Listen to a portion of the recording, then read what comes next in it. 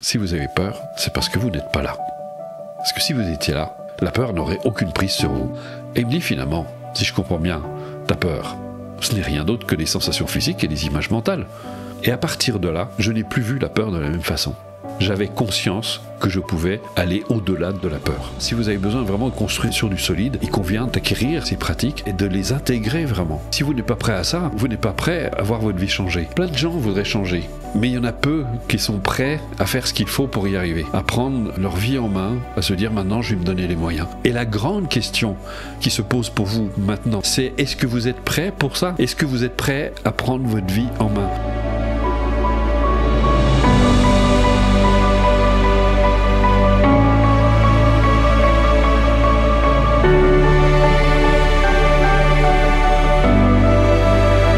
Ravi d'être avec vous pour cette nouvelle conférence. Je ne les compte plus tellement j'en fais et c'est toujours le même bonheur. Et c'est tellement enthousiasmant de pouvoir vous partager ces connaissances. Ça fait 37 ans que j'enseigne ces pratiques et quand je vois comment les gens changent, quand je vois leur vie se transformer, je me dis je sais pourquoi je me lève le matin. C'est tellement enthousiasmant. J'ai un peu envie de vous dire c'est grâce à vous que je suis là ce soir et que je fais tout ce que je fais. Alors, c'est rigolo parce que je pensais à vous tout à l'heure parce j'ai échangé pas mal de mails avec certains d'entre vous puisqu'on vous envoie des mails. On prépare un petit peu le terrain avant que vous arriviez à cette soirée. Et je me prends un plaisir vraiment à lire vos mails, à lire vos réponses. Et vous voyez, on vous répond. Alors peut-être que vous les recevez pas. Et ça, faut vérifier dans les spams parce que ça, c'est en dehors de moi. Mais on se prend vraiment un plaisir, moi et l'équipe, parce que je vous réponds aussi. Et c'est un vrai plaisir. Donc j'ai un peu l'impression qu'on a déjà commencé la soirée avant même maintenant. Donc on va parler de la peur. La peur qui nous limite tant. Alors, j'ai vu d'ailleurs, au regard de tout ce que vous m'avez dit,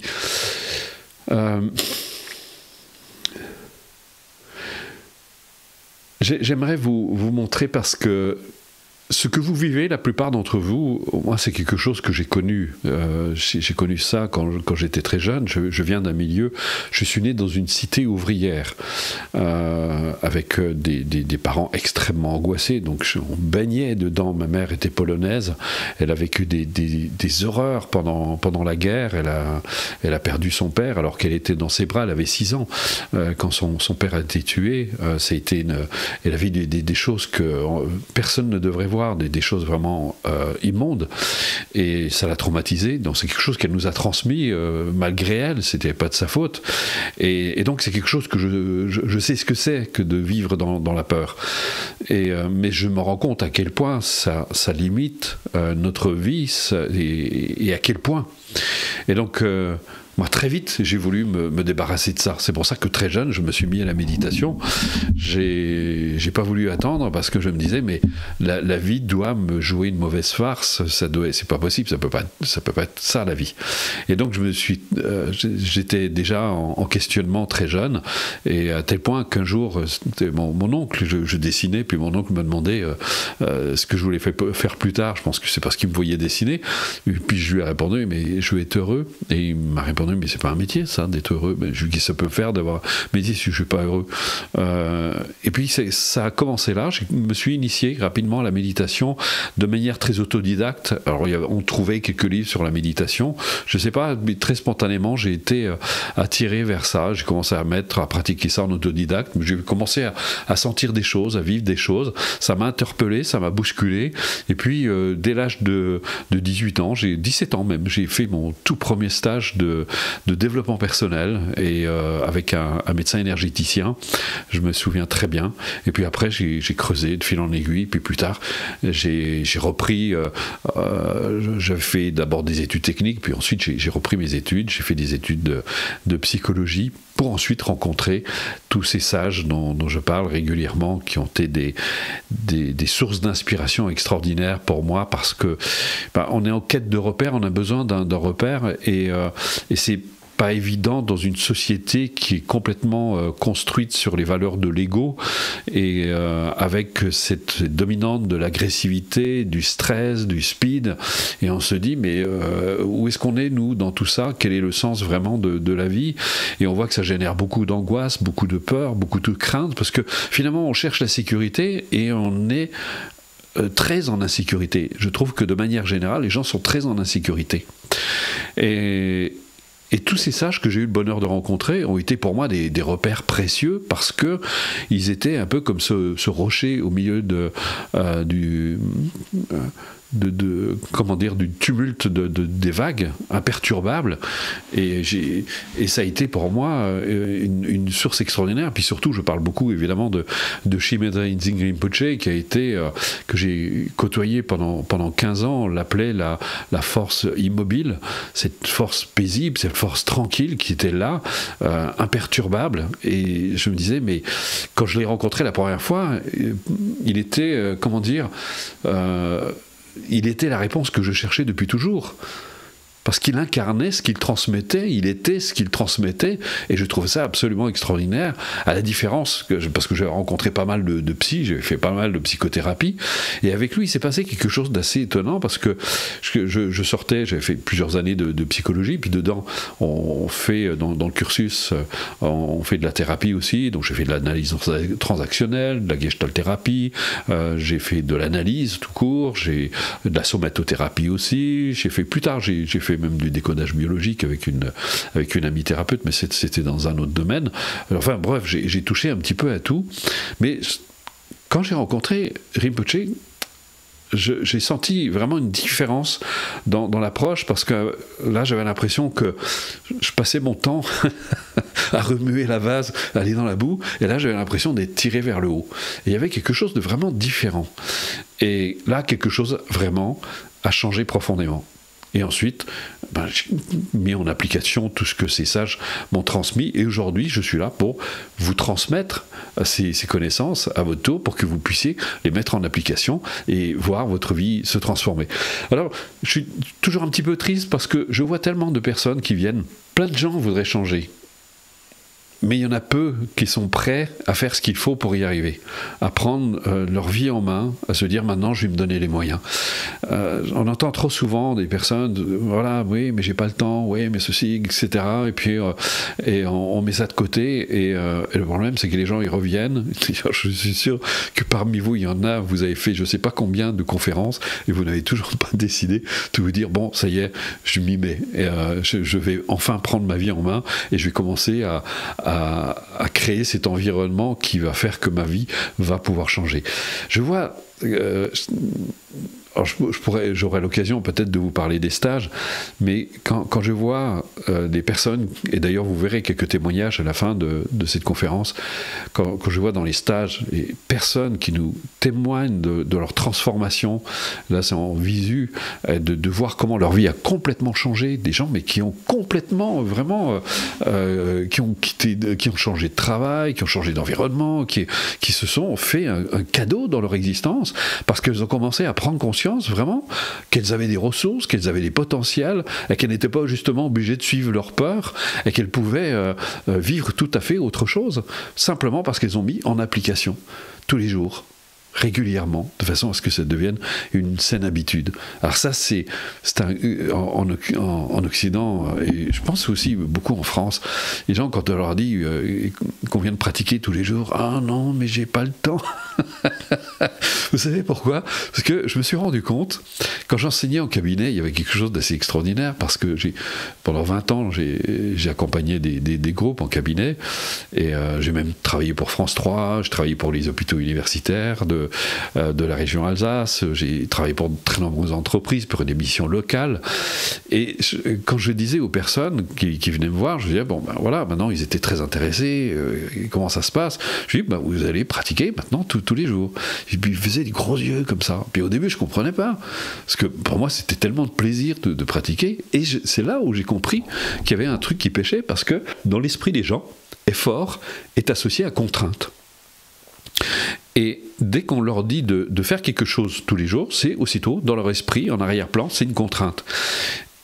Alors que, en passant du temps avec tous ces sages, ils m'ont appris un truc, c'est ce qu'ils appellent l'effort joyeux. Vous pratiquez un effort joyeux. Regardez un enfant qui joue. Il fait un effort, mais il joue, il s'amuse. Mais dans les cultures, on ne sait pas s'amuser. L'école, c'est devenu une contrainte, c'est devenu épouvantable, alors qu'on apprendrait tellement plus dans la joie, dans la détente, dans le plaisir, avec cet esprit ludique, ça serait tellement autrement plus merveilleux. Et donc, si vous avez un quart d'heure, 20 minutes de plaisir à vous accorder, cette démarche, elle est faite pour vous. Alors on va parler, bien sûr, on est là pour parler des peurs. Je vais vous raconter une petite histoire qui va beaucoup vous aider. Parce que je commencerai, ça va vous paraître surprenant si je vous dis ça, mais si vous avez peur, c'est parce que vous n'êtes pas là. Parce que si vous étiez là, eh bien, la peur n'aurait aucune prise sur vous. Et je vais vous expliquer pourquoi. Quand j'étais plus jeune, j'ai fait beaucoup d'arts martiaux. J'ai pratiqué les arts martiaux pendant une quinzaine d'années. J'ai fait du karaté d'abord, ensuite pendant plusieurs années, ensuite j'ai fait du taekwondo, et puis plus tard j'ai eu la chance de rencontrer un maître coréen qui enseignait un dérivé du kung-fu. Et il avait une façon très particulière parce que c'était aussi un maître zen. Et il avait une façon très particulière d'enseigner. Puis un jour, excusez-moi, j'ai un chat dans la gorge, et un jour il nous dit, pour être un bon combattant des arts martiaux, il avait un accent coréen très fort, c'est très important de pouvoir se libérer de la peur. Puis, vous savez, quand on est ado, on frime un peu, ouais, Manu, on n'a peur de rien, etc. Puis il dit, comme ça, puis il rajoute ensuite, mais pour pouvoir se libérer de la peur, c'est important d'en être conscient d'abord. Et là, on était un petit peu intrigués. Et il nous demande de le suivre. Donc on le suit, et à l'époque, on pratiquait dans un immeuble.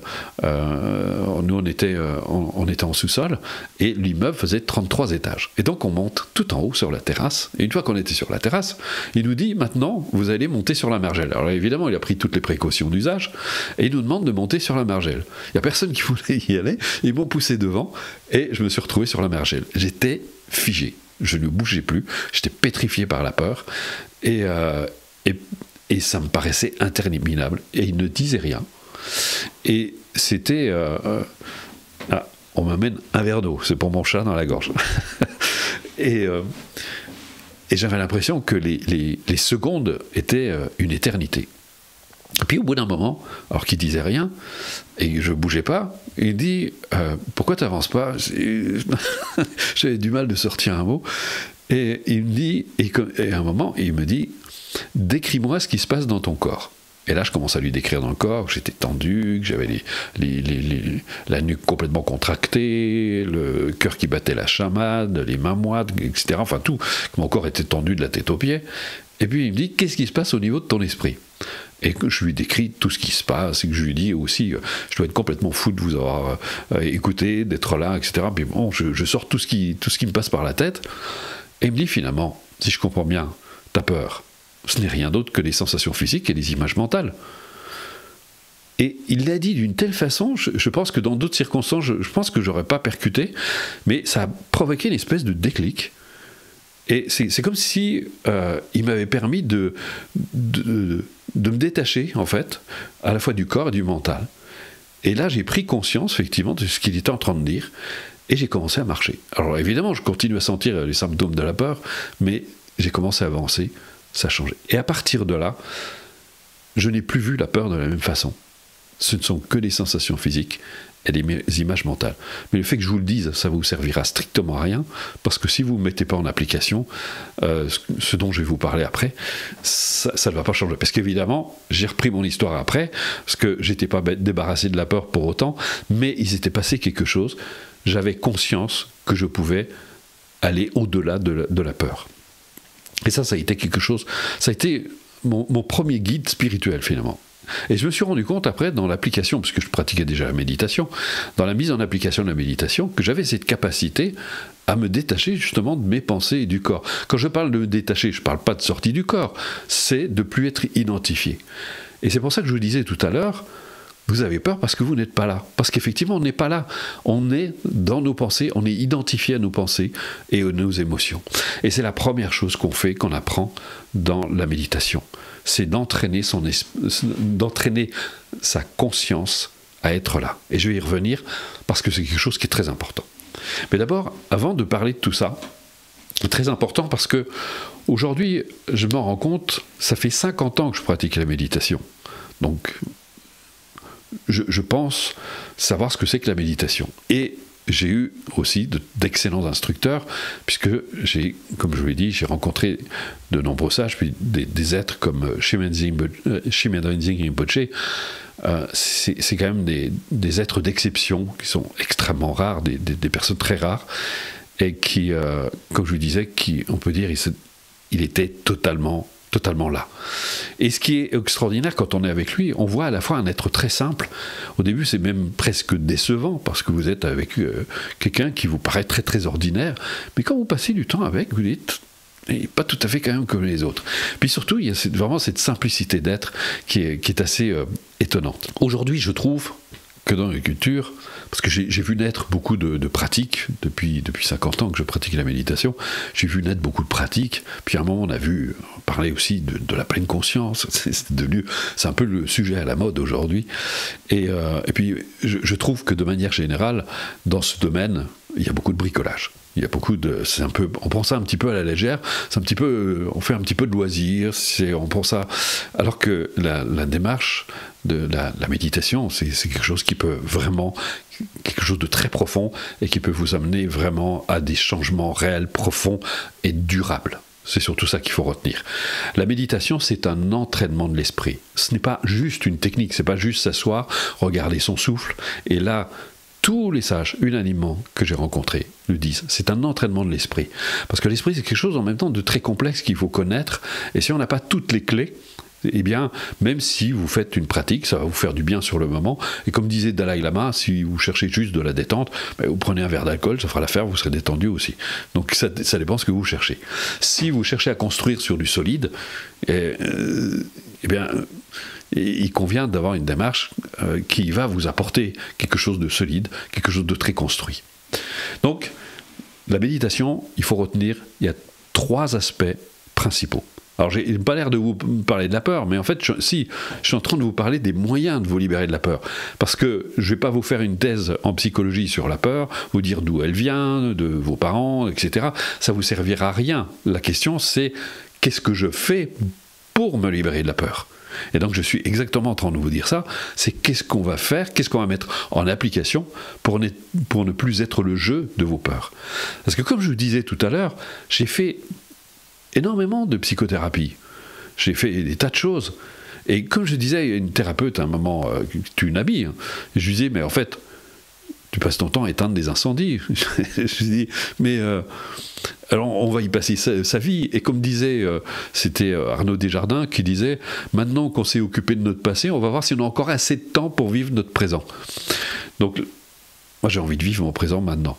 Il n'y a pas de temps à perdre, c'est maintenant qu'il convient de vivre. Donc la première chose, le premier aspect qu'on découvre dans la méditation, il y a 3 aspects. Le premier, c'est d'entraîner notre esprit à être là. Et c'est ce qui va vous donner cette capacité à avoir plus de présence, plus d'aplomb. Et dans la méditation, à l'origine, on parle beaucoup de l'attention. On ne parle pas de pleine conscience. À l'origine, si vous étudiez la méditation, on parle de l'attention. L'attention, c'est une faculté qu'on possède tous, qui est inhérente à l'individu, et vous savez tous ce que c'est que l'attention. Si je vous dis, par exemple, portez votre attention sur votre bras droit va exister plus momentanément pour vous. Il va exister, il va être là, présent. Vous allez avoir une conscience accrue de ce qui se passe dans votre bras droit, des sensations qui se produisent, etc. Et cette attention aussi, vous la prêtez quand vous la prêtez à quelqu'un. Par exemple, votre enfant tombe malade, vous allez lui prêter votre attention, ou je ne sais pas, il a une difficulté avec son devoir, vous allez être avec lui, vous allez lui prêter de l'attention. Et dans cette attention, il y a une notion de bienveillance. Et c'est ça que j'aime beaucoup. C'est ce qui faisait dire à Pema Chodron, la méditation, c'est entrer en amitié avec soi-même. Et donc vous allez entrer en amitié avec vous-même. Ça, c'est la première chose. Qu'est-ce que va permettre cette attention? Elle va vous aider à être de plus en plus là. Et on va utiliser différents supports, on va utiliser le corps, on va utiliser la respiration, on va utiliser le souffle. Il y a plein de choses que vous pouvez utiliser. Mais néanmoins, le premier volet de la méditation, c'est de s'entraîner à être là. À la différence de la pleine conscience, dans la pleine conscience, on vous dit « soyez là partout ». C'est-à-dire, soyez conscient de tout ce qui se passe autour de vous. Soyez conscient en même temps de ce qui se passe en vous. Et c'est pour ça que ça déclenche des angoisses chez certaines personnes. Et vous demandez par exemple à une personne qui est bipolaire de faire ça, vous lui déclenchez des crises. Et c'est pour ça que aujourd'hui c'est remis en question cette pratique, parce qu'elle est très délicate. Bien sûr, il y a des personnes qui vont l'appliquer, ça va leur apporter des bienfaits, mais la première chose, avant de faire ça, c'est d'être stable. Prenez une graine, n'importe quelle graine. Vous la mettez dans le sol, vous la plantez, qu'est-ce qu'elle va faire en premier? Elle va planter des racines. Pourquoi elle plante des racines? Non seulement pour aller chercher sa nourriture, mais aussi pour être enracinée dans le sol. Ensuite seulement, elle commence à déployer ses branches, ses feuilles, etc. Et là, elle peut s'élever. Et au fur et à mesure qu'elle s'élève, elle plante encore plus profondément ses racines, de plus en plus profondément. Et elle acquiert cette stabilité. Ce dont on a le plus besoin, surtout dans une culture comme la nôtre, c'est de stabilité, c'est-à-dire d'être là. Ça, c'est vraiment la première chose. Je suis revenu d'un stage il n'y a pas très longtemps, et j'ai montré pratiquement ce que c'était que d'être là aux personnes. Et vraiment, ils ont compris, j'ai senti vraiment qu'il s'est passé quelque chose. Et il y avait un peu plus de stabilité en eux. Je voyais la différence. Quand vous êtes là, vous bénéficiez de votre vie. Quand vous êtes là, vous voyez les choses autour de vous. Et quand vous êtes là, vous n'êtes plus le jeu de vos pensées, de vos émotions. Elles ne vous accaparent plus. Elles continuent à exister. Un peu comme des nuages qui passent dans le ciel, mais elles ne vous emportent plus. Et vous êtes là. Ça, c'est vraiment la première chose à faire. Vous avez besoin de cette stabilité. C'est pas juste parce que souvent dans la méditation, les gens recherchent l'état de bien-être, l'état de, même certains de félicité ou je ne sais pas quoi d'autre. Mais c'est sans intérêt. La première chose à faire, c'est être là, d'acquérir cette stabilité. Donc ça va entraîner de la stabilité émotionnelle, ça va entraîner un calme au niveau des pensées. Mais ce n'est pas un calme. D'ailleurs, dans le bouddhisme, on fait la distinction entre ce qu'on appelle la méditation, ce qu'on appelle la méditation des dieux. Méditation des dieux, c'est que vous êtes dans une espèce d'état de bien-être, comme ça, où vous êtes confortable, mais dans votre vie, ça ne change rien. Parce qu'une personne vient par là, vous lance un mot malheureux, et hop, ça y est, vous êtes reparti dans vos réactions. Parce que ça ne vous donne pas cette stabilité. Et c'est de ça dont on a plus besoin. Et vraiment, dans une culture comme la nôtre, où on est sujet à la dispersion, on va dans tous les sens. Les gens aujourd'hui sont très dispersés. Le problème, c'est que la dispersion, ça fragmente la personnalité. Et c'est pour ça que vous avez des angoisses. C'est pour ça que vous êtes plein de peur. Et j'irais même, j'ai envie de dire, il y a de quoi avoir peur avec la vie que les gens mènent. C'est une vie de dingue. Comment est-ce que vous voulez être heureux dans une vie pareille? Ça va à court dans tous les sens. Les gens sont dispersés dans tous les sens. Ils ne sont pas là. Et si vous n'êtes pas là, vous ne voyez rien, tout vous passe sous le nez. Je vais vous raconter une autre petite histoire, qui pour moi a été vraiment très interpellante. J'étais plus jeune, j'étais bénévole aux soins palliatifs. Et j'étais avec un chef d'entreprise avec qui je m'étais lié d'amitié. Il me parlait de lui, il me parlait de ses voyages. C'est quelqu'un qui avait beaucoup voyagé partout dans le monde. Il me racontait ses voyages, etc. Et puis, à un moment, il me fait remarquer qu'il avait l'impression, maintenant qu'il allait mourir, il avait l'impression qu'il était passé à côté de tout. Je lui dis, je ne comprends pas. Pourquoi vous dites ça? Je lui dis, vous avez voyagé, vous êtes allé partout, vous avez vu plein de choses. Il disait oui, mais je n'étais pas là. Je n'ai pas vu mes enfants grandir, je n'ai pas pu prendre du temps avec ma femme, qui d'ailleurs avait fini par le quitter. J'ai été complètement accaparé par mon travail, par tout ce que j'entreprenais, et je n'étais pas là. Et c'était là aussi, ça faisait partie de ces grandes prises de conscience que j'ai eues dans mon existence. Et je me suis dit, c'est lui qui a vécu partout, qui est allé partout, dans tous les coins du monde, n'a pas le sentiment d'avoir pleinement vécu sa vie. Je me dis, est-ce que je vais faire pareil? Je vais courir partout. Et c'est là où j'ai eu vraiment cette réponse à travers tous ces sages que j'ai eu le bonheur de rencontrer. Même un m'a dit, parce que même dans la pratique, et aujourd'hui c'est un peu ce qui se passe dans notre culture, c'est que les gens vont de stage en stage, font des tas de stages, font des tas de pratiques, etc. Ils papillonnent. Les gens papillonnent. Et c'est ce que m'a dit un jour un sage. Il me dit, tu papillonnes, mais tu n'approfondis pas. Donc il n'y a rien qui change dans ta vie. En fait, les gens restent en surface. Ils n'approfondissent pas. Ils ne vont pas au fond des choses. Et du coup, bien, c'est pour ça que je disais, c'est beaucoup de bricolage, malheureusement. Et les gens restent, effectivement, c'est très en surface. Et là, si vous avez besoin vraiment de construire sur du solide, eh bien, il convient d'acquérir ces pratiques pour et de les intégrer vraiment. Et si vous n'êtes pas prêt à ça, vous n'êtes pas prêt à voir votre vie changer. Et donc, j'ai envie de dire, cette démarche, elle n'est pas faite pour vous. Malheureusement, il y a plein de gens, les gens sont très consommateurs aujourd'hui. Avant, ils consommaient peut-être des choses matérielles, après ils consomment du spirituel. Mais c'est toujours que de la consommation. Ça n'est pas, il n'y a pas cette vraie quête qui va aller vraiment au cœur des choses, en profondeur, et qui va faire que la vie de la personne va vraiment changer. Donc ça, c'est vraiment important. Donc ça, c'est vraiment le premier volet. C'est un entraînement qui dure 7 semaines, mais croyez-moi, il faut passer. Vous aurez besoin de beaucoup plus de 7 semaines pour vraiment l'intégrer. Ça prend des mois. Alors là aussi, vous dites ça en Occident, oh, des mois. Mais les gens, ils veulent des trucs qui vont très vite. Mais est-ce que vous trouvez quelque chose de solide, donc quoi que ce soit qui va vite? J'entends même des gens ils accélèrent le processus de la méditation. C'est fantastique. Regardez aujourd'hui. Effectivement, on a trouvé le moyen de faire pousser les plantes très vite. Mais il n'y a rien dans les légumes qui poussent très vite. Parce que les légumes, ils n'ont pas le temps de se charger de tous les minéraux dans la terre, de tout. Si vous regardez, parce que moi je suis très versé bio, permaculture, etc. Mais quand je vois ces maraîchers qui prennent le temps, et ils laissent le temps à la plante de pousser, de grandir, de lui apporter tout ce dont elle a besoin. Et vous avez des légumes qui sont gorgés de minéraux, de vitamines, donc c'est nourrissant. Aujourd'hui, les gens se remplissent le ventre, mais ils souffrent de malnutrition. Aujourd'hui, on souffre de malnutrition dans nos sociétés. Alors qu'on est à l'ère de hamburger où les gens s'empiffrent, et pourtant, on souffre de malnutrition. C'est quand même un comble. Pourquoi? Parce que ce qu'on mange, c'est vide. Parce qu'on ne prend pas le temps, encore une fois. Maintenant, on arrive au deuxième volet. Shimon Rinpoche nous disait toujours, l'être humain, c'est comme une voiture à deux moteurs. Il y a un moteur qui pousse en avant et l'autre qui tire en arrière. Le moteur qui pousse en avant, eh bien, ce sont nos aspirations. Nous aspirons à quoi dans la vie? À être heureux, avoir des relations épanouissantes, avoir un métier dans lequel on s'épanouit aussi, dans lequel on se sent bien, avec des collaborateurs avec qui on s'entend bien, d'avoir des relations sociales avec les autres qui nous épanouissent, qui nous enrichissent. Enfin, je suppose. Est-ce que vous avez déjà entendu quelqu'un dire « je voudrais avoir un métier dans lequel je m'ennuie, dans lequel je vais m'appauvrir, d'avoir des relations qui vont m'emmerder toute la vie, etc. » Est-ce que vous avez déjà entendu ça? Non, on aspire tous à avoir une vie épanouissante. Donc la question c'est, est-ce que vous êtes prêt à se faire ce cadeau? Et ça, on va y revenir, c'est très important. Donc on a cette aspiration.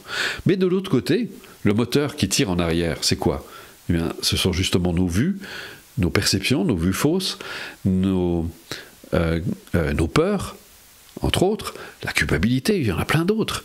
Et donc on est sans arrêt tiraillé. On est un petit peu comme cette personne qui s'apprête à sauter du plongeoir de 10 mètres et qui, à la dernière minute, il saute, mais à la dernière minute, il prend peur. Vous devinez la suite. Ça fait très mal. Eh bien, c'est un petit peu pareil.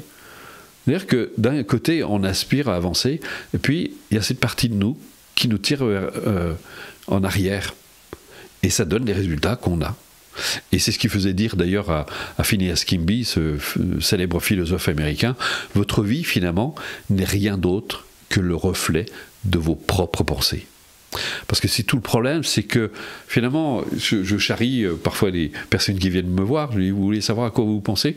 Eh bien, regardez votre vie. Votre vie, c'est le reflet de vos pensées. Et c'est James Allen qui disait vos pensées vous emmènent exactement là où vous êtes. Le problème, c'est qu'on a très peu conscience. Freud l'a mis suffisamment en évidence quand il disait que la partie consciente, c'était la partie immergée de l'iceberg et tout le reste échappait complètement à la conscience. Et tant qu'on ne met pas en lumière tout cela, on ne peut pas s'en libérer. Donc ça, c'est le deuxième niveau. Le deuxième niveau va vous donner de très nombreuses clés qui vont vous permettre de vous libérer justement de l'emprise de ces pensées, de vous défaire de vos obstacles et de donner de la puissance à vos motivations. Vous avez par exemple un tout premier exercice que je trouve fantastique, on l'a surnommé le sourire intérieur. Pourquoi le sourire intérieur ? Bien, je reprends mon petit gamin qui s'amuse, mais à un moment ça ne marche plus, il est un peu contrarié, et vous, en tant qu'adulte, vous êtes son parent par exemple, vous le voyez, ça ne marche pas comme il veut, il est en train de s'énerver, avec votre distance d'adulte, vous allez avoir un sourire. Vous allez sourire, mais c'est un sourire de compassion, c'est un sourire de tendresse. Vous voyez votre petit bout de chou qui est en train de s'énerver, et vous allez vers lui, et puis vous allez essayer de lui donner un coup de main. Eh bien ce sourire intérieur, vous allez vous l'appliquer à vous dans cette pratique.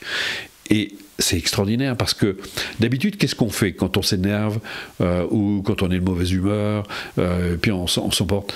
Eh bien, on s'en veut, ou alors on va vouloir notre entourage, on s'en veut, enfin bref, on va se mésestimer, on va apporter des jugements sur notre comportement ou sur le comportement d'autrui. Et grâce justement à cette distance que vous pouvez avoir par rapport à vous, à vos propres pensées et vos émotions, eh bien vous allez vous regarder avec cette distance de l'adulte justement qui est capable de regarder un enfant, et vous allez vous voir avec cette tendresse, avec cette compassion à l'égard de vous-même. Et ça va tout changer. Ça va vous aider à tirer bénéfice de vos expériences, même vos expériences malheureuses, et ça va limiter les dégâts, parce que comme disait un ami, c'est comme les chevaux de laine qu'on a dans les mains, la pire des choses, c'est de s'énerver, parce que ça va faire encore plus de nœuds. Et bien là, vous allez avoir cette capacité à ne plus faire de nœuds dans vos histoires. Deuxième aspect, la culpabilité. Véritable poison, j'y ai consacré un cours entier, tellement c'est important. C'est une plaie pour s'en débarrasser. Pourquoi ? Parce que c'est quelque chose qui est ancré dans notre inconscient collectif. Ça fait des millénaires qu'on se trimballe cette satanée culpabilité. Et donc, il faut un peu détricoter tout ça pour essayer d'y voir clair et de comprendre comment est-ce qu'on en est arrivé à ce mode de fonctionnement. Et j'explique tout ça dans le cours, parce que la culpabilité, ça conduit dans les cas extrêmes à des comportements destructeurs ou autodestructeurs, dans les pires au suicide, mais de manière générale, ça crée énormément de tourments intérieurs, d'angoisse, de peur aussi, justement. Donc c'est un des grands facteurs dont il faut se débarrasser. Et contrairement à ce qu'on me dit parfois, les auteurs qui m'écrivent, qui me disent « Ouais, ils crient au scandale », vous vous rendez compte, vous dites aux gens qu'il faut se débarrasser de la culpabilité, mais vous allez les déresponsabiliser. Et je leur dis « Mais depuis quand la culpabilité rend les gens responsables ?» C'est tout l'inverse. C'est parce que justement on se sent coupable qu'on a du mal de reconnaître nos erreurs. C'est la culpabilité qui nous empêche, parce qu'on applique ce jugement de bien et de mal. Alors que si au contraire on est libre de cette culpabilité, d'abord ça met de la légèreté dans sa vie, et puis ça nous permet d'apprécier à leur juste valeur. Mais parfois on commet des erreurs, on a cette capacité à regretter, à manifester du regret, à réparer s'il convient de le faire, donc d'avoir une attitude beaucoup plus humaine à l'égard de soi et à l'égard des autres. Et puis j'ai envie de vous poser une question. Si vous avez tendance à vous culpabiliser, est-ce que ça a aidé qui que ce soit ? Est-ce que ça vous a aidé de vous culpabiliser? Est-ce que ça a amélioré votre situation? Et est-ce que ça a amélioré la situation de la personne que vous avez fait souffrir, si c'est le cas? Non. Donc vous voyez que c'est complètement invalide. Ça ne fonctionne pas, la culpabilité. Ensuite, on va voir, il y a ce qu'on appelle l'acceptation de soi. Ça, c'est une pratique absolument extraordinaire, parce que vous allez mettre la fameuse conscience, vous allez mettre en conscience vos capacités ou vos ressources. Dans notre mode de fonctionnement ordinaire, on a plutôt tendance à ne regarder que ce qui ne va pas, que nos fonctionnements négatifs. On a tendance à cet auto-jugement dont je parlais tout à l'heure. Mais plus rarement, on met en lumière nos ressources et nos capacités. Et là, en mettant en lumière vos ressources et vos capacités, qui sont là, qui sont inhérentes à votre esprit, qui sont inhérentes à la nature de votre esprit, c'est-à-dire ce que vous êtes, et bien que vous allez mettre ça en lumière, et ça va vous redonner davantage confiance en vous, d'estime de vous-même aussi, parce que vous allez découvrir que vous êtes beaucoup plus que ce que vous imaginiez jusque-là. Et vous allez apprendre à poser un regard beaucoup plus positif sur ce que vous considérez comme votre négativité. Ensuite, on va voir des pratiques qui vont nous aider à unifier notre esprit pour favoriser la réalisation de nos aspirations, de nos objectifs. On va voir évidemment les incontournables techniques de visualisation, d'imagerie mentale, de suggestion, qui sont des pratiques extraordinairement puissantes quand on sait les utiliser, parce qu'elles vont nous aider à stimuler en profondeur nos ressources, justement, les mettre à leur donner davantage de puissance. On va voir aussi, on va aborder des sujets comme la motivation. La motivation, c'est un moteur, c'est très important. Si vous avez un moteur faible, vous avez du mal à monter une pente, alors que si vous avez un moteur puissant, eh bien la pente ne vous gêne pas. Eh bien dans la vie, ça se traduit de la façon que quand vous êtes confronté à des difficultés, eh bien au lieu de vous chercher des excuses et de tourner les talons, eh bien vous êtes capable de faire fi de ces obstacles et de les intégrer dans votre expérience de vie. Et puis ensuite, on va voir la confiance en soi aussi. La confiance en soi, c'est le pilier de la réussite d'une vie. Sans la confiance en soi, c'est très difficile d'avancer dans l'existence. Comment vous pouvez mener à bien vos projets si vous doutez de votre capacité à les mener à bien? Comment vous pouvez avoir des relations épanouissantes si vous doutez de vous-même, de ce que vous pouvez apporter dans votre relation, dans vos relations sociales aussi, à tous les niveaux, dans votre vie professionnelle, enfin bref, à tous les niveaux. Cette confiance en soi, c'est ce qui vous apporte une existence bien plus heureuse, bien plus riche et de vous faire aller de l'avant. L'estime de soi, évidemment, ça va avec, ça fonctionne beaucoup avec, puisque ça nous permet d'accroître la valeur qu'on a de nous-mêmes. On termine sur deux exercices, sur un exercice qui va vous permettre de légitimer vos aspirations. Donc c'est un exercice qui en même temps va vous aider à vous déculpabiliser encore plus. Et on termine sur une initiation à la véritable nature de l'esprit. Et là, on va pouvoir aborder le troisième niveau de cette démarche.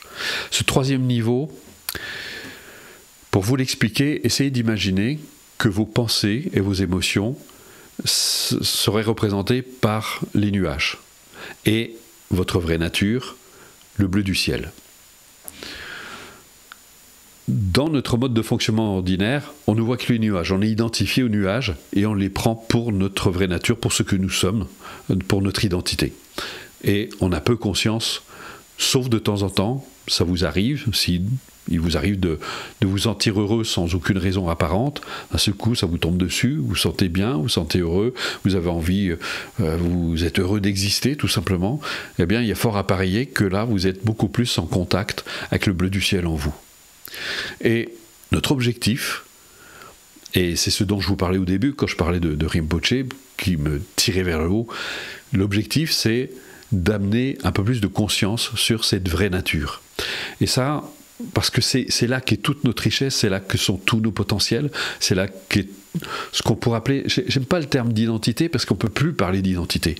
Et c'est pour ça que les bouddhistes parlent de la vraie nature de l'esprit par opposition à l'esprit. L'esprit est la véritable nature de l'esprit. Nous, on cherche, comment dire, c'est comme si on cherchait notre identité dans les nuages, alors que c'est dans le bleu du ciel. Et donc pour réaliser cette vraie nature, ce que nous sommes, qui va apporter dans notre vie, évidemment, ça va donner tout son sens.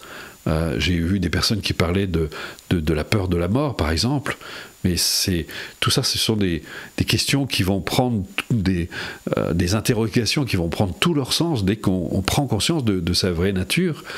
Et là, on va vous montrer, il y a de très nombreuses clés qui vont vous permettre d'accéder à cette nature ultime, à ce que vous êtes fondamentalement. Alors on ne va pas y mettre deux mots, parce que dès qu'on commence à mettre les mots âme, soi, etc., je trouve que ça crée des problèmes, ça nous empêche de réaliser ce que nous sommes vraiment. Mais dans ce troisième niveau, vous allez agir de deux façons différentes. La première, on va vous donner des pratiques qui vont vous permettre d'identifier clairement d'abord la vraie nature des nuages, donc des pensées, des émotions, pour qu'elles n'aient plus d'emprise sur vous. Et grâce à ça, vous allez pouvoir dévoiler en quelque sorte le bleu du ciel en vous. Et vous allez avoir des techniques qui vont vous amener directement à prendre conscience de votre vraie nature, de ce que vous êtes par nature. Et ça va vous apporter, ça va amplifier dans votre existence le sentiment de bonheur, le bonheur d'exister tout simplement. Et évidemment, ça va teinter toutes vos relations, votre travail, ça va apporter des changements très importants dans votre existence. Alors je pourrais vous parler comme ça pendant des heures de cette démarche, mais le mieux c'est de le mettre en application. D'ailleurs vous pourrez à la fin de cette conférence, vous allez pouvoir l'essayer, puisqu'on va vous mettre à disposition deux exercices, et puis plus tard si ça ne vous suffit pas, on vous en donnera d'autres encore. Mais là pour l'heure, ce que je vous propose, c'est que je vais répondre à vos questions. Les traumas passés peuvent-ils être ancrés? Oui, bien sûr. On ne nie pas l'influence du passé. La question, c'est de savoir comment est-ce qu'on peut faire pour se libérer, et je sais de quoi je parle, comment est-ce qu'on peut faire pour se libérer justement de l'emprise de notre passé. Et si vous comprenez, en fait, cette démarche agit complètement différemment des méthodes thérapeutiques. Je ne nie pas la thérapie. Je ne suis pas en train de dire que c'est pas bien, qu'il ne faut pas le faire. Moi, j'en ai fait, ça m'a apporté un certain bienfait, mais je sentais dans ma démarche qu'il y a quelque chose qui manquait et que j'aspirais à autre chose. Et si vous avez compris, je reprends l'exemple des nuages qui seraient représentés par vos pensées et vos émotions, et de l'autre côté le bleu du ciel, on va dire, la psychothérapie, elle va agir sur les nuages.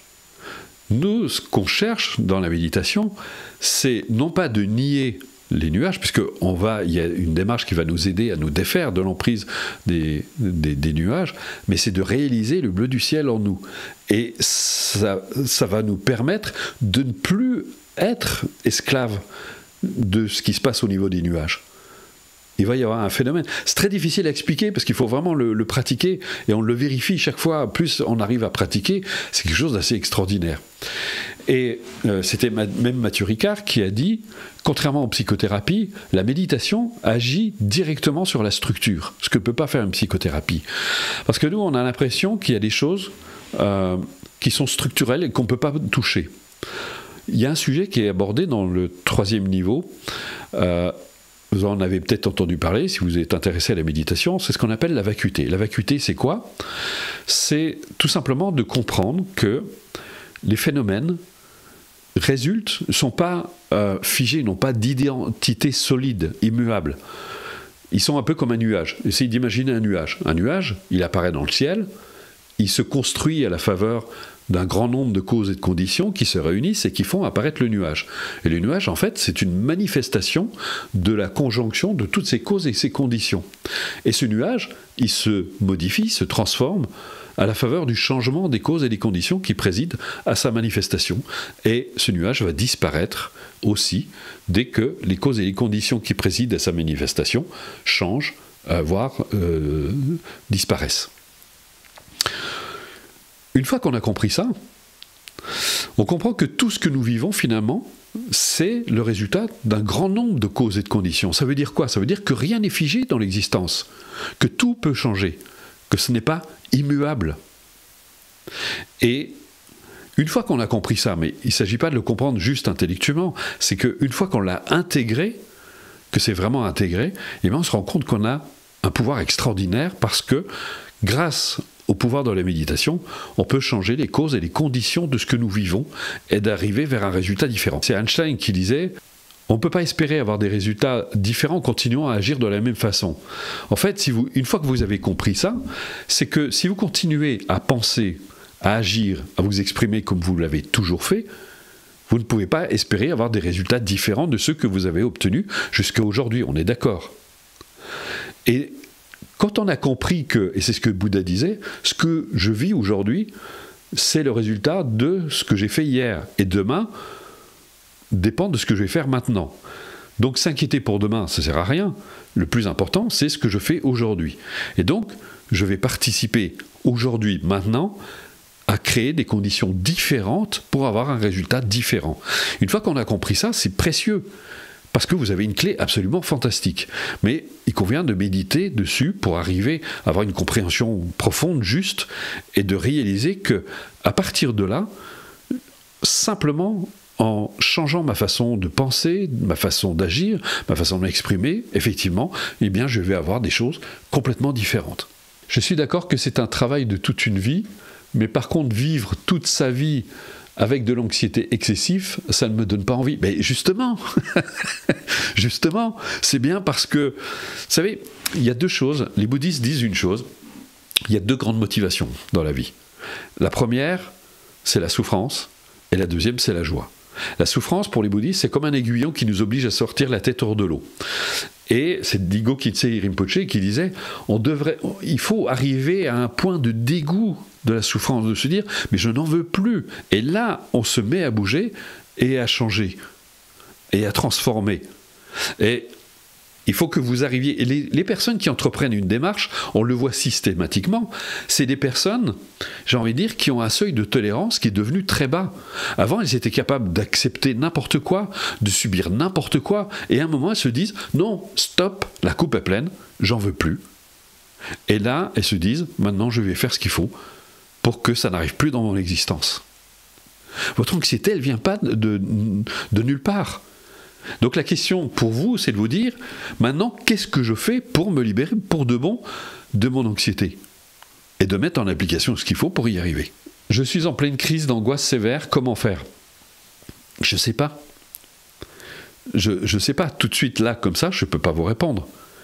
Mais si vous ne faites rien, si vous ne vous décidez pas à faire quelque chose pour que ça n'arrive plus, eh bien ça va revenir encore et encore et encore, parce que les mêmes causes produisent les mêmes effets. Je le répète, si vous continuez à penser, à agir, à vous exprimer comme vous l'avez toujours fait, vous aurez forcément toujours les mêmes résultats. Ça ne changera rien. Donc tant que vous ne décidez pas de commencer à changer quelque chose dans votre façon d'être, j'ai essayé de vous expliquer autrement la méditation. Un jour, un des sages que j'ai rencontré disait, il parlait du samsara. Vous avez tous certainement entendu parler du samsara. Samsara, ça veut dire littéralement tourner en rond. C'est-à-dire qu'on tourne en rond dans la souffrance. C'est le cercle vicieux. Par exemple, vous avez, on va parler de l'angoisse, le cercle de l'angoisse. Vous êtes tout le temps dedans, ça revient sans arrêt, sans arrêt, sans arrêt. Et il disait, comment est-ce qu'on fait pour sortir d'un cercle? Eh bien, on met un pied dehors. Et le pied dehors, c'est la méditation. Quand je disais, vous vous entraînez à être là, et donc à ne plus suivre vos pensées. Vous n'êtes plus dans le cercle. Vous sortez du cercle et vous mettez là où vous êtes. Mais ça ne peut se faire qu'en vous entraînant. Ça ne va pas venir tout seul, c'est vraiment en entraînant votre esprit. J'ai développé des TOC en lien avec la peur, j'ai peur de toucher certains objets, si ça me fait penser à quelque chose en lien avec mes traumas. Comment on fait pour vaincre un traumatisme en lien à la guerre? C'est tellement atroce. Alors, effectivement, il faut essayer de comprendre ce qui se passe. C'est que, à un moment, il s'est passé, le trauma, c'est vous êtes resserré. C'est comme un gros nœud. Et essayez d'imaginer, on fait un nœud et une corde. Si le nœud n'est pas trop serré, on va arriver à le desserrer sans trop de difficultés. Là, il n'y a pas trop de problème. Mais s'il est très très serré, ça va prendre du temps. Ça va prendre plus de temps, ça va demander plus d'énergie, mais en pratiquant tous les jours un petit peu, tous les jours un petit peu, tous les jours un petit peu, eh bien vous commencez à défaire, à défaire, à défaire, à défaire, sans jamais désespérer. Parce qu'encore une fois, c'est que ce qui se passe, c'est que tant que vous êtes dans la peur, en fait, sans le savoir, vous resserrez le nœud à chaque fois. Et vous avez l'impression de jamais sortir. C'est comme la personne qui se gratte la plaie et qui se dit « mais je comprends pas, ça guérit pas ». Ben non, ça guérit pas parce qu'elle n'arrête pas de gratter la plaie. Et donc, sans vous en rendre compte, vous faites, et c'est ça le fameux cercle, le fameux samsara. Vous restez dedans et vous continuez à faire exister les choses. Vous les nourrissez, vous les faites exister et vous êtes coincé dedans. Dès que vous commencez à sortir de là, vous cessez de faire exister. Ça continue à tourner, bien sûr, parce que, essayez d'imaginer, c'est comme si vous êtes devant un feu et vous avez compris, le feu brûle parce que dans votre inconscience, vous n'arrêtez pas de mettre du bois dedans. Et le jour où vous avez conscience que c'est parce que vous mettez du bois dedans que le feu brûle, vous allez arrêter. Mais est-ce que le feu va s'arrêter tout de suite? Non. Parce que le temps que ça brûle, que ça continue. Et le problème, c'est que souvent les gens, quand ils pratiquent dans leur inconscience, mais ils perdent patience et ils se remettent à mettre du bois. Ça peut paraître paradoxal, mais c'est un peu souvent ce qui se passe. J'ai une sœur qui a Parkinson avec une jambe qui tremble souvent et qui l'empêche de vivre normalement. Marcher, de programmer des moments heureux. Elle a peur du présent, de son avenir. Il faut qu'elle soit dans l'acceptation de sa maladie, mais pas simple. Des peurs l'habitent, son mental est négatif, que faire? Eh bien là, en tout cas nous on a constaté sur des maladies comme celle-ci que la méditation les aidait beaucoup. Non seulement parce que le problème de la peur, c'est qu'on nourrit encore une fois et ça rajoute à la maladie, et qu'en s'entraînant à rester là, à entraîner son esprit à être beaucoup plus stable, eh bien on s'identifie beaucoup moins à la maladie. Et donc il y a effectivement des bénéfices. Mais il faut que la personne elle ait envie de le faire. Est-ce que l'incertitude et les doutes font partie de la peur? Ça va souvent avec, oui. Alors il y a deux sortes de doutes. Il y a un doute, on va dire, un doute sain. Par exemple, imaginons vous lancez dans une entreprise, et puis votre intuition vous dit qu'il y a un truc qui cloche. Vous avez un petit doute soit sur vos collaborateurs, soit sur le chemin que vous êtes en train d'entreprendre, etc. Et donc, et vous allez vérifier, et vos doutes étaient fondés, puisque vous avez pu voir qu'il y avait quelque chose, je ne sais pas, peut-être que voilà, votre collaborateur n'était pas tout à fait net, ou effectivement le choix que vous avez fait risquait de vous emmener dans une impasse. Donc là, on peut dire que c'est un doute sain. Et il y a l'autre doute, ce qu'on appelle le doute paralysant, c'est que vous êtes sans arrêt en train de douter de votre capacité à mener à bien vos projets, à réaliser vos choses, vous doutez tout le temps de vous, de vos capacités, etc. Là, on peut dire que c'est paralysant. Donc là, il convient, ça manque de confiance en soi, donc forcément de la peur. La méditation peut-elle contribuer à apaiser une phobie d'impulsion? Oui, dans tous les cas, elle a un effet puisque... En fait, c'est comme... Je vais essayer de vous l'expliquer autrement. Dans la première phase de l'entraînement, c'est comme si vous retiriez, en fait, de votre mental. C'est-à-dire vous vous impliquez plus dans votre mental. Donc vous cessez de le faire exister. Et vous arrêtez. Et qu'est-ce qui se passe, en fait? Et les personnes qui pratiquent, elles se rendent compte de ça, c'est que quand elles s'entraînent à être de plus en plus là, elles sont capables de voir leurs pensées exactement comme des nuages qui passent dans le ciel. C'est-à-dire qu'elles ne les suivent plus. Avant, elles les suivaient. Donc elles réagissaient par rapport à la pensée, mais là elles ne les suivent plus, elles restent là. Et elles se rendent compte que la pensée, faute d'être nourrie, qu'est-ce qui se passe? Eh bien elle s'arrête, elle s'apaise, tout simplement. Et plus vous arrivez à rester stable, vous allez voir que votre pensée finit en quelque sorte par s'éteindre et l'émotion qui va avec. En fait, il y a un phénomène qui se produit au niveau de l'émotion, c'est d'imaginer votre émotion, elle est représentée par une courbe. En fait, elle va atteindre un pic, mais elle ne peut pas aller plus loin. Parce que souvent, le problème, c'est qu'on fait exister, justement, c'est ce que les bouddhistes appellent grasping. On saisit, en fait, on saisit la pensée, on saisit l'émotion. Et quand on cesse si on arrête de la saisir, l'émotion, elle va monter, elle va atteindre un paroxysme, et ensuite elle va redescendre, si on ne la saisit pas. Mais la fois d'après, elle va faire la même chose, mais elle va aller moins haut. Et en fait, il y a un phénomène, elle va sécréter de plus en plus. Elle va se réduire en intensité. Et si vous arrivez à rester là, à ne pas nourrir la pensée et l'émotion, eh bien, vous voyez qu'elle perd en intensité. Le problème, c'est que les gens, ils sont tellement habitués, ils repartent dans leurs pensées et leurs émotions. Peut-on se défaire de l'anxiété chronique liée à une enfance insuffisante et amplifiée par une hypersensibilité? Ça dépend de beaucoup de facteurs. Ça dépend de vous, ça dépend de votre motivation, ça dépend de votre implication, de votre pratique, de beaucoup de choses. On peut voir une amélioration. J'ai vu des cas vraiment très très nette amélioration, même des changements complètement profonds, des personnes qui ont réussi à s'en débarrasser. D'autres, c'est moins évident, mais il y a tellement de facteurs qui influent dessus que c'est très difficile de donner une réponse tranchée. Qu'en est-il des peurs qui ne nous appartiennent pas et que nous portons en nous, de nos ancêtres par exemple? Peut-on s'en libérer? Elles vous appartiennent quand même puisqu'elles sont en vous. Donc les peurs, elles sont transmises de génération en génération. Moi j'ai hérité des peurs de ma mère qui a vécu la guerre, c'était épouvantable. Donc on vivait dans un climat qui était très insécurisant. cette peur, elle m'appartient. Elle n'appartient pas aux autres. C'est bien moi qui la ressens, c'est bien moi qui l'éprouve, c'est bien au niveau de mon esprit que ça se passe. Et comme je peux avoir justement une emprise sur mon esprit, je peux faire en sorte de m'en défaire et de m'en libérer. C'est comme en psychanalyse. En psychanalyse, on dit une chose qui est très juste: tant qu'on ne s'est pas approprié sa souffrance, on ne pourra pas s'en libérer. Donc il y a un moment, ça ne sert à rien d'essayer de dire bon, c'est de la faute aux autres, ou c'est de la faute à mes ancêtres, ou je ne sais pas qui.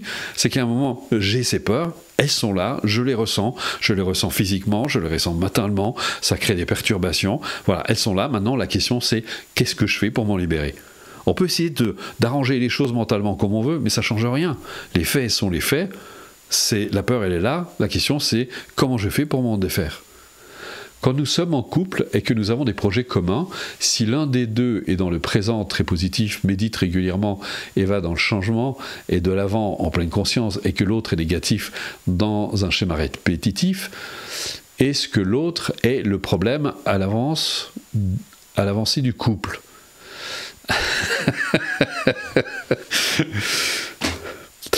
Vous êtes en train de tomber dans le piège de l'orgueil du méditant, parce que souvent je vois ça, des personnes disent je médite, alors moi j'ai pas de problème, l'autre a un problème. Si vous êtes avec l'autre, c'est pas par hasard.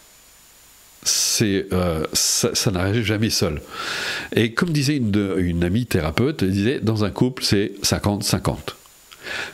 Vous êtes co-créateur de la relation. Donc la question qui se pose à vous, c'est soit vous continuez avec cette personne et il faudra trouver un moment, en parler, échanger de manière à ce que les choses évoluent positivement, soit vous dites, bon bah écoute, moi j'ai pas envie d'aller par là, je te laisse et moi je vais créer quelque chose d'autre avec quelqu'un d'autre parce que c'est pas possible avec toi. La question c'est vous, qu'est-ce que vous voulez? Parce qu'on a l'impression que vous attendez quelque chose de l'autre. Sinon, vous ne poseriez pas la question. Parce que si l'autre n'était pas un problème, vous ne poseriez pas la question. Donc l'autre est un problème, mais c'est votre problème. C'est votre rapport à l'autre. Donc la question, c'est de savoir, qu'est-ce que je fais avec ça? Et dans la relation, c'est ça que j'aime beaucoup, c'est quand on a compris qu'on est co-créateur de la relation, c'est pas ce que moi j'obtiens de l'autre, c'est pas ce que l'autre obtient de moi, c'est ce que nous faisons tous les deux ensemble, et c'est ce que nous mettons. Alors, je dirais, si vous avez l'impression d'être la personne qui maîtrise le mieux la situation, eh bien, essayez de voir comment vous pouvez aider votre compagnon à se sortir de son schéma négatif, peut-être en lui apprenant à méditer, peut-être en faisant des choses, et peut-être que ça évoluera de façon positive. Pour une phobie, que conseillez-vous? Lequel de vos livres est le plus approprié? C'est pas un livre qui va vous libérer de vos phobies, c'est la pratique qui va vous libérer de vos phobies. Vous êtes fantastique, vous croyez qu'en lisant un livre, ça y est, votre vie elle va changer. C'est pas possible, c'est vraiment la mise en application.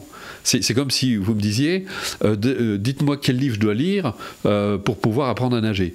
C'est en prenant des cours de natation, c'est en allant voir un coach qui va vous accompagner et qui va vous apprendre à nager. Et c'est en descendant dans l'eau que vous allez apprendre à nager, c'est pas en lisant un livre.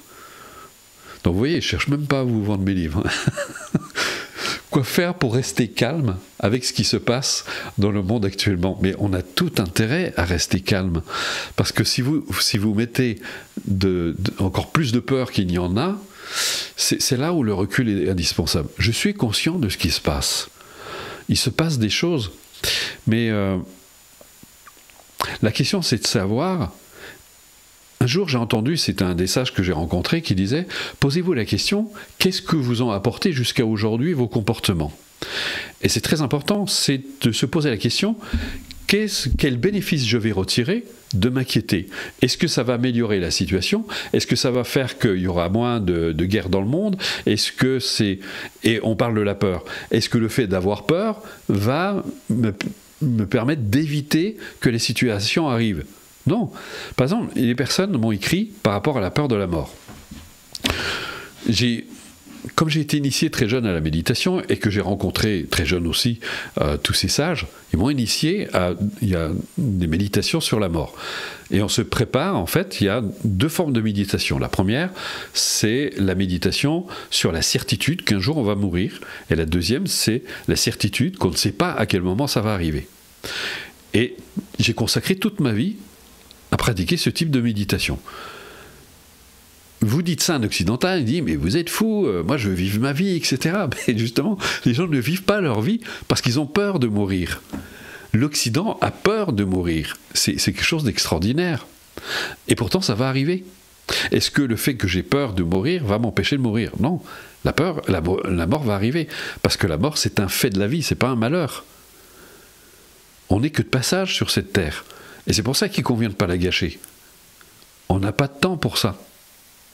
Et plus on a conscience qu'un jour on va mourir, eh bien, ça donne une dimension extraordinaire à notre existence. Alors il y a des personnes qui trichent un petit peu, qui disent « ouais, mais moi j'ai pas peur de mourir, mais j'ai peur de perdre mes enfants, par exemple, ou de perdre ma famille, etc. » Mais c'est la même.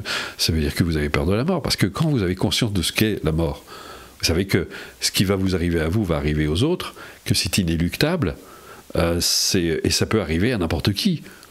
Si vous êtes serein avec la mort, vous êtes serein avec toutes les morts. Parce que la mort fait partie de l'existence. Mais plus on accepte la mort, plus ça donne un sens extraordinaire à notre existence, à notre vie.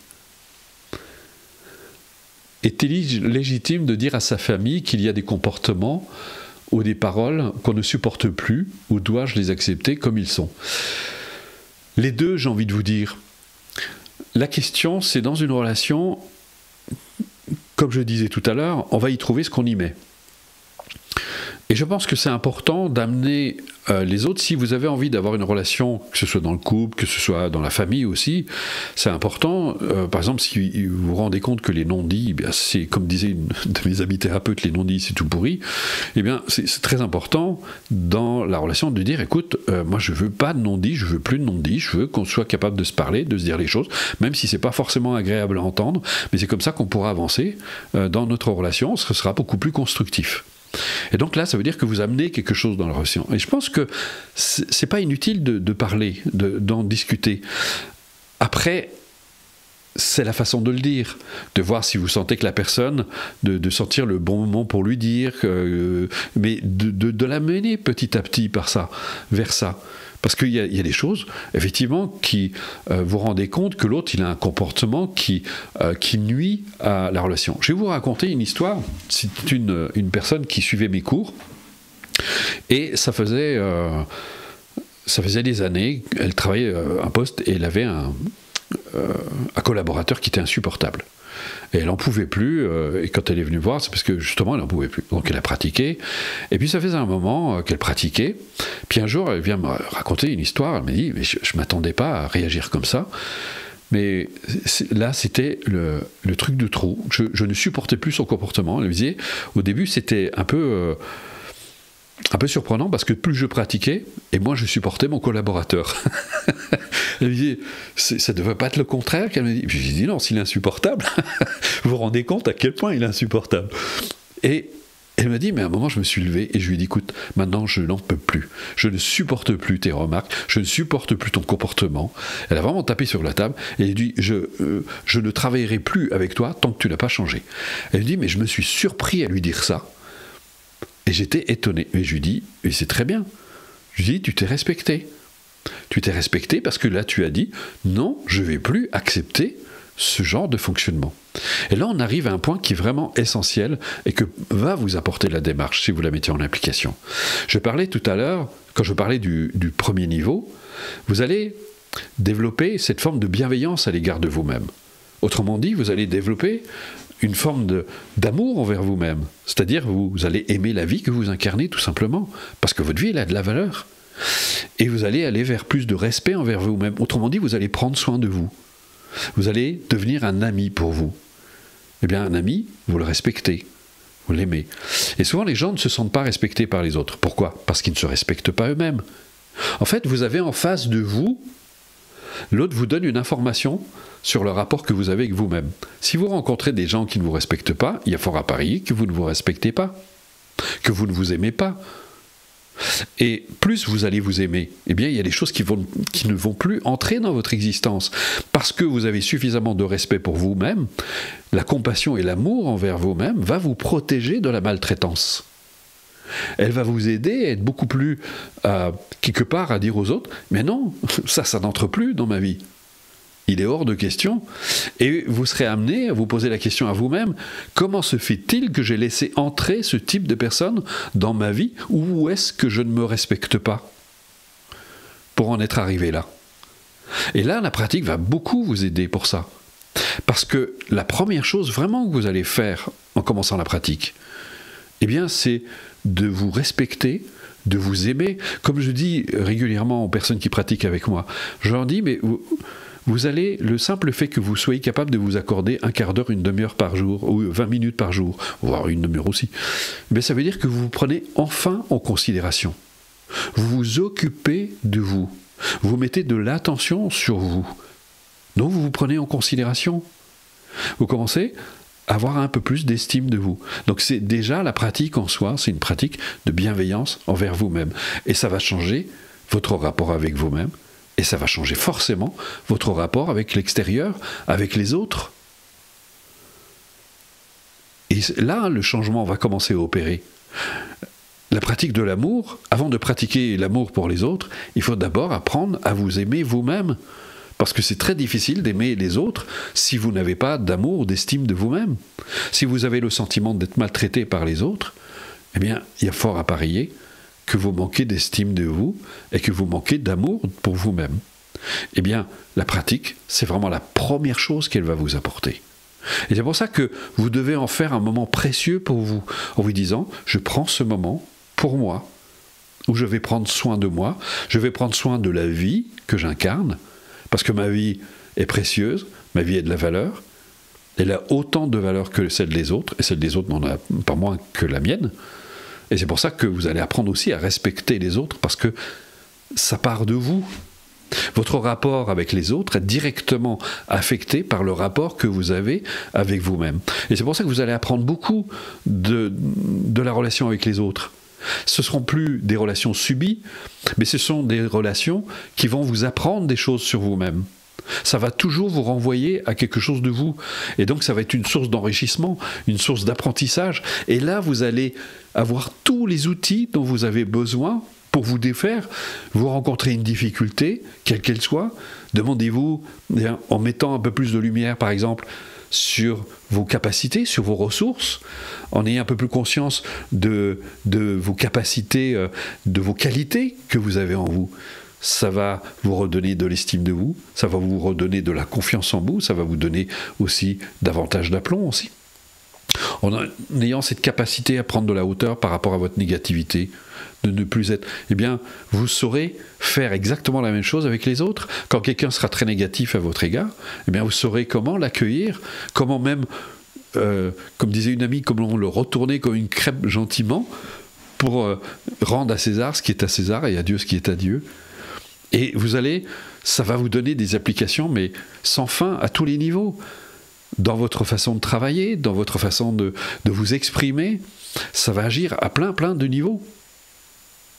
Et j'ai envie de vous dire, je vais vous le dire même autrement, est-ce que vous feriez un cadeau à quelqu'un que vous n'aimez pas? Forcément non. Sauf si vous êtes un saint, évidemment, ou une sainte. Mais pour la plupart d'entre nous, nous ne sommes pas des saints. Donc on ne va pas faire ça. Donc pourquoi est-ce que vous feriez des cadeaux à vous-même si vous ne vous aimez pas? Et dès que vous allez commencer à vous aimer un peu plus, à vous prendre enfin en considération, eh bien vous allez commencer à vous faire des cadeaux. Et j'ai lu et j'ai entendu vos difficultés, vos souffrances, vos maladies, vos phobies, etc. Eh bien, vous allez commencer à changer votre regard sur vous, à commencer à vous dire, plus vous allez vous prendre en considération, et moins ce genre de choses va arriver à entrer dans votre vie, aura de moins en moins d'emprise sur vous. Parce que c'est pour ça que je vous disais au début de la conférence, si vous souffrez de la peur, c'est parce que vous n'êtes pas là. Et maintenant vous l'avez compris. Plus vous serez là où vous êtes, Je ne parle pas de l'instant présent, parce que ça, pour moi, ça c'est du folklore. Ça c'est des, comment dire, les gens me sortent ça à tout bout de champ, l'instant présent. Ça ne veut rien dire du tout. D'ailleurs, même dans le bouddhisme, on ne parle même pas de ça. On parle d'instant de conscience, parce que c'est la seule chose que vous pouvez vivre. Ce sont des instants de conscience. Vous êtes là, et vous êtes là. Et essayez d'être ailleurs que là où vous êtes. C'est impossible. Et donc vous entraînez, grâce à la pratique, vous vous entraînez à être là. Et petit à petit, grâce aux outils que vous avez, eh bien, à vous donner un peu plus de bienveillance, un peu plus de respect envers vous-même, et qui va automatiquement se répercuter dans tous vos actes, dans vos pensées, dans vos paroles avec les autres.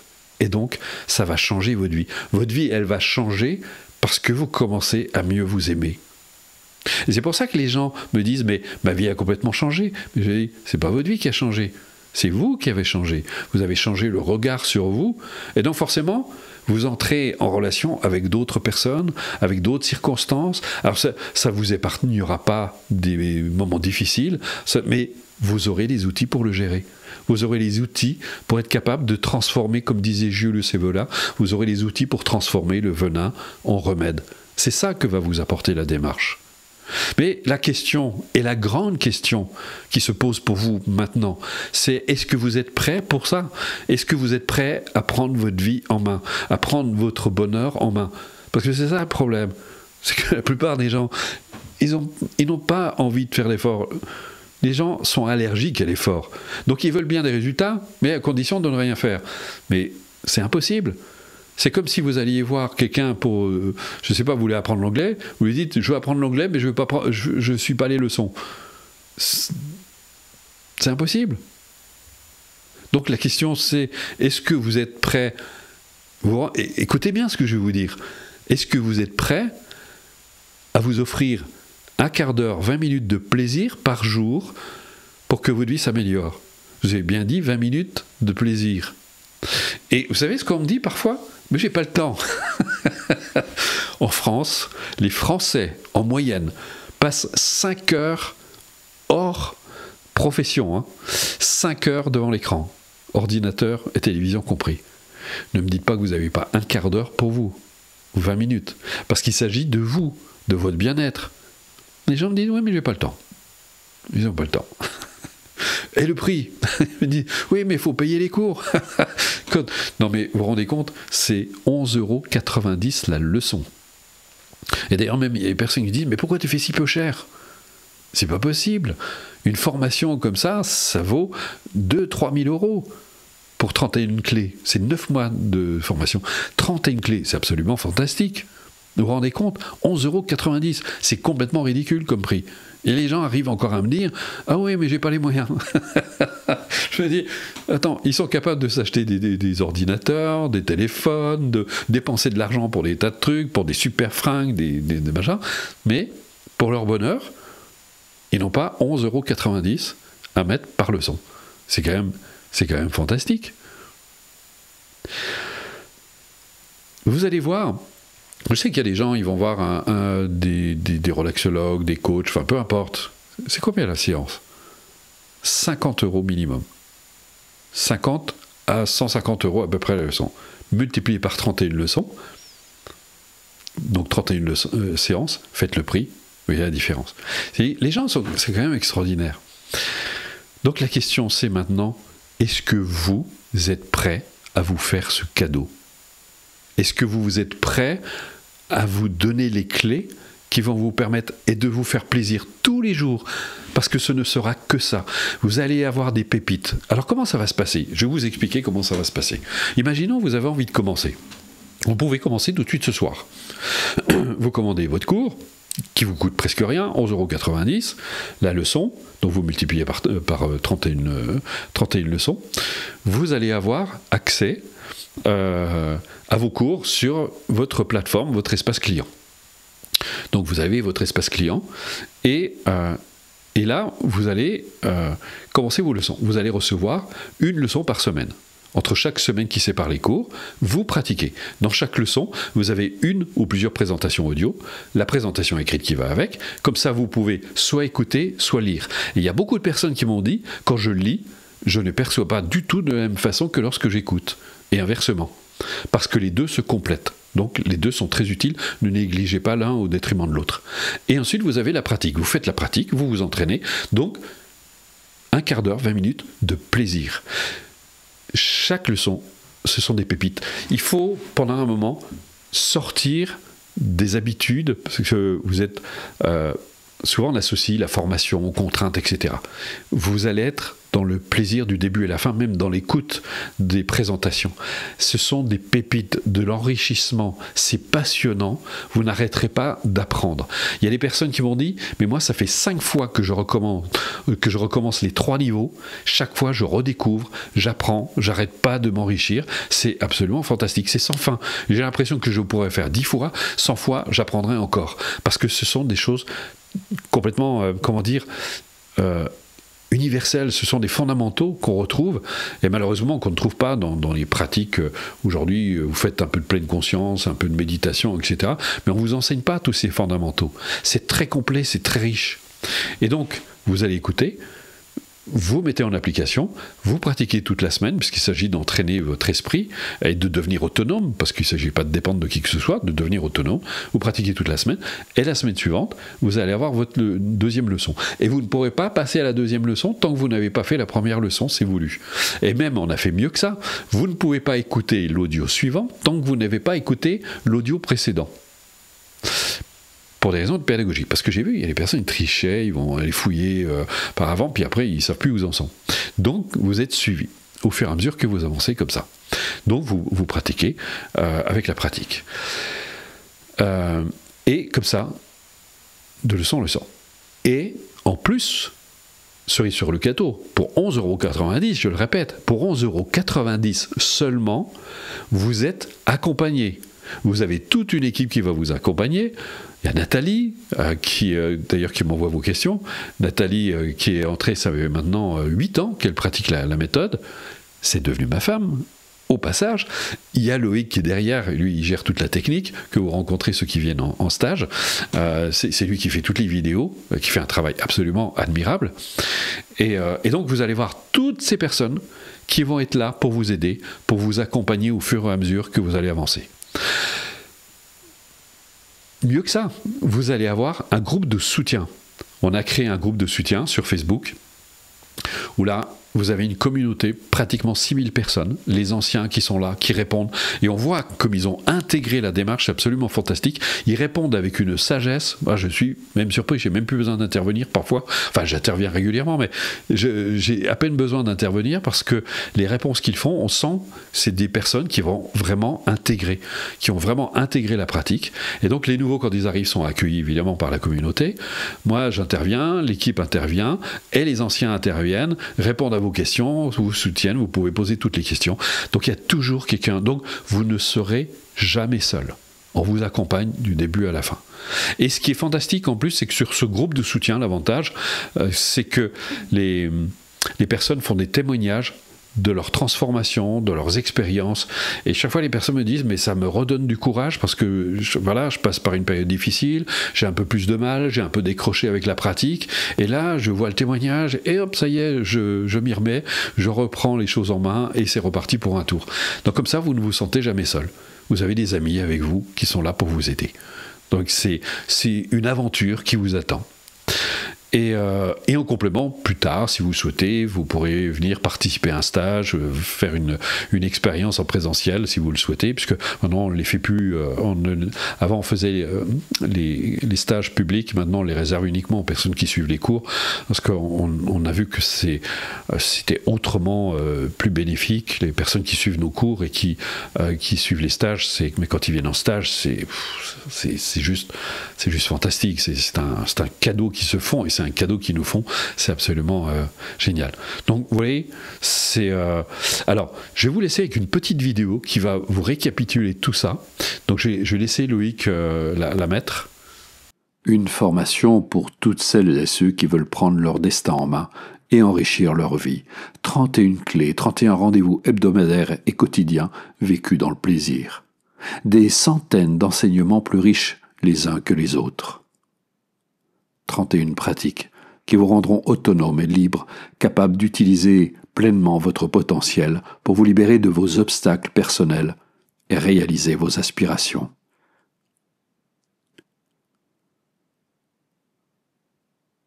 Des enseignements et des pratiques qui, une fois intégrés, vous serviront durant toute votre vie et dans toutes les circonstances. Une formation durant laquelle vous ne serez jamais seul. Une équipe entière pour vous soutenir et répondre à vos questions. Une communauté qui sera là pour vous et avec qui partager.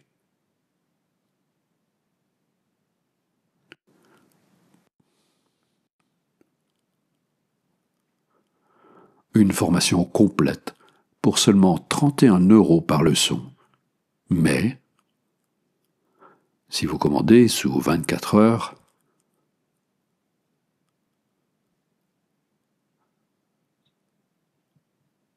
au lieu de payer 31 € la leçon, soit 950 € la formation, nous vous accordons 63% de réduction, soit 11,90 € la leçon, soit 369 € pour 9 mois de plaisir.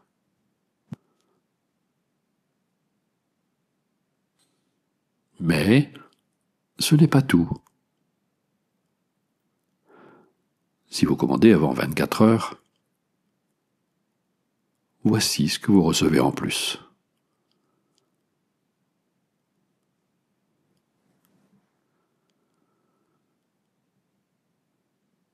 « 5 jours de stage en vidéo, des heures de vidéo avec des enseignements et des pratiques enregistrées en live, comme si vous y étiez, d'une valeur de 150 € offert. Un atelier sur la confiance en soi, 9 heures d'enregistrement vidéo en live aussi d'une valeur de 150 € offert.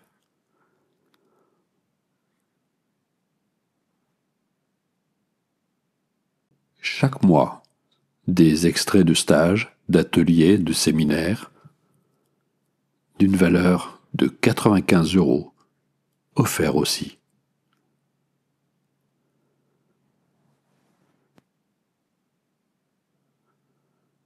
N'attendez plus.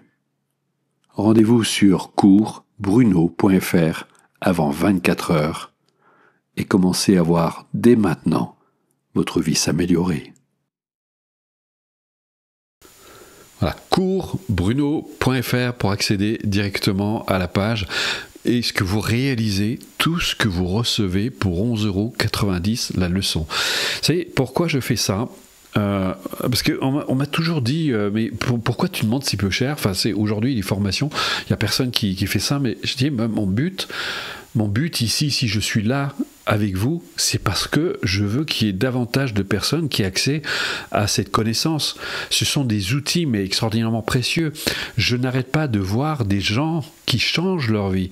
On reçoit, vous n'imaginez pas la quantité de mails qu'on reçoit de personnes qui nous disent « mais ma vie est complètement transformée ». On a même des personnes qui nous ont écrit, ils étaient au bord du suicide.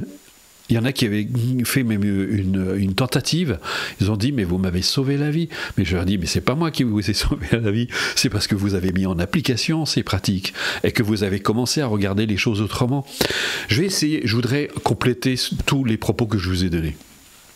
Essayez d'imaginer, pour faire le parallèle entre votre perception ordinaire et la perception qu'on a avec la méditation. Essayez d'imaginer que vous êtes face à un objet. Vous voyez juste cet objet. Parce que de votre point de vue, vous ne pouvez pas voir autre chose. Donc vous voyez juste cet objet.